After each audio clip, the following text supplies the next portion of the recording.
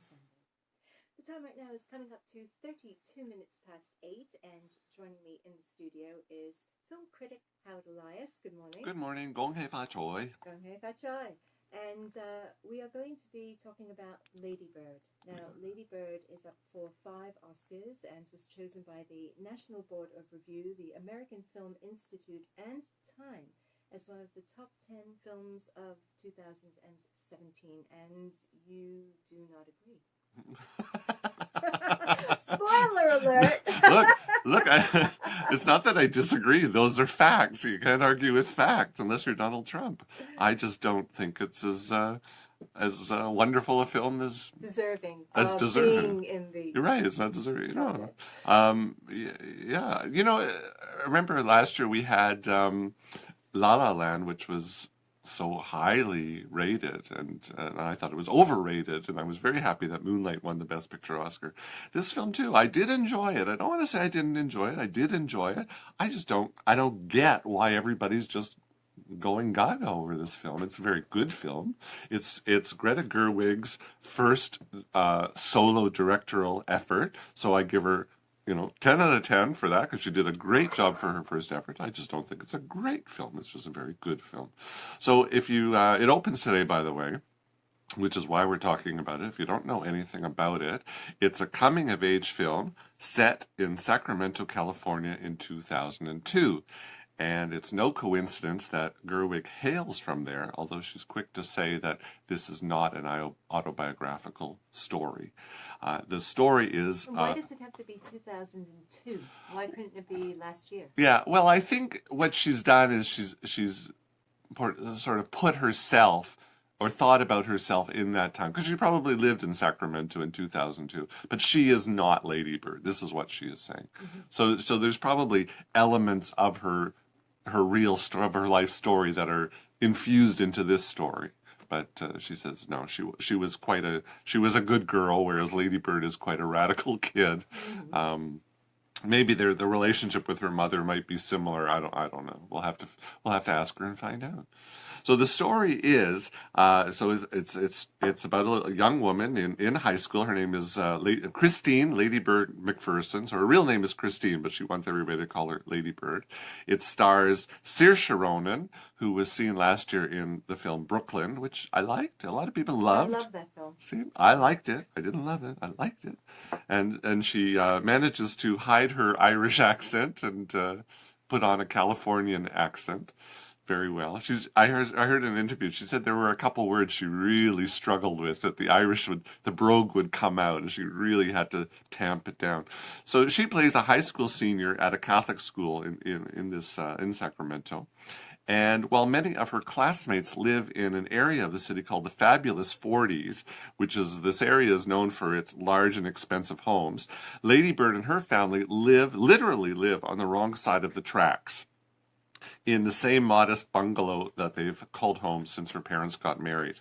Now, for whatever reason, the American dream has seemed to it's passed the McPherson family by. Her father, Larry, played by the wonderful Tracy Letts, who was in Elvis and Nixon, he was in Wiener Dog, and he was in The Big Short.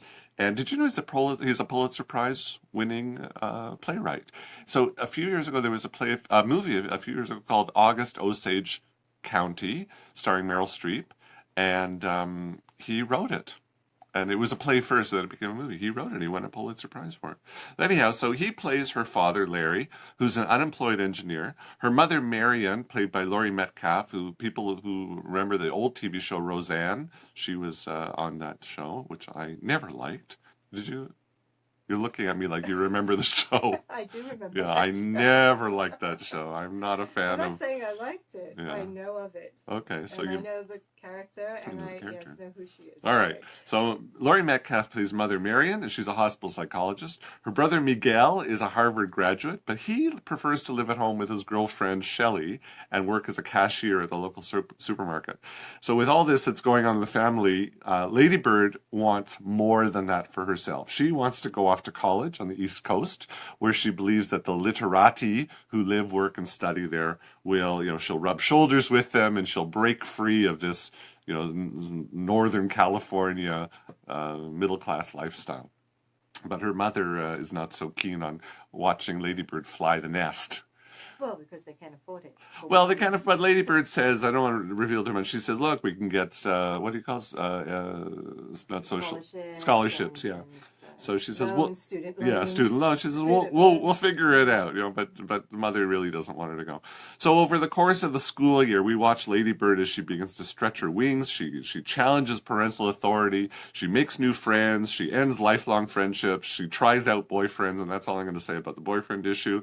And changes from being a pain in the behind, smart-mouthed teenager to becoming a mature young woman. Now, in that respect, as I'm watching the film, I'm thinking, okay, I like it. It's a good story. It's really well acted. Everybody is fabulous. We have Saoirse Ronan is wonderful. Laurie Metcalf is wonderful. Their scenes together, and they've both been nominated for Oscars, rightly so. Neither of them will win, I don't think. But really good performances. There's a wonderful scene. It's also in the trailer where the two of them are in one of these discount clothing stores. I think they call it Thrift World or something like that. And they're looking for a prom dress for Lady Bird. And 1 second they're harping at each other, and then they find the perfect dress and they're gushing over the perfect dress, and then they're back harping at each other again. So anybody who has a mother will probably relate to I that. can. Right, I exactly. think that's what happened with my prom dress. So I think the scenes are very real and they're acted really well. Where I think the film doesn't do so well is generally in the right. Oh, that's a wonderful scene. This is a very typical coming of age teenage story. We've seen these kinds of films, Pretty in Pink, this sort of John Hughes type of films that we've seen. What was that one? The Stephen King Stand By Me. We've seen a lot of these scenarios before. So I don't, to me, this is where I wasn't so enamored with the film. It's not such an original story. What I did like about it is that the difference here between Lady Bird and a lot of these other teenage coming of story films is that it's not one event, one pivotal event that changes her, that makes her grow up. It's a series of events. So it's like we watch over the course of this movie that she slowly matures. And I thought, okay, that's good. But again, we've seen it. If you remember the TV show The Wonder Years. Oh, yeah. Right? Yes, To me, it's a lot like The Wonder Years. For 6 seasons, we watched as Kevin, Winnie, and Paul grew up. And to me, it was a lot like that. That it's like small changes that we watch her grow up. So, I give it I was reading reviews and people are giving it 4 stars out of 4, 5 stars out of 5. No. To me, that kind of rating is reserved for really special films like 2001: A Space Odyssey or Apocalypse Now. Something.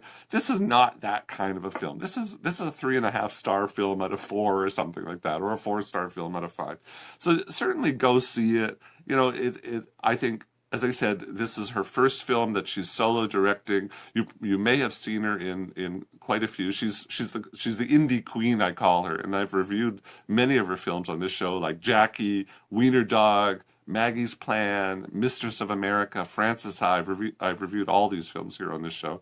So she's a wonderful actress, and okay, so a first time she's done a great job.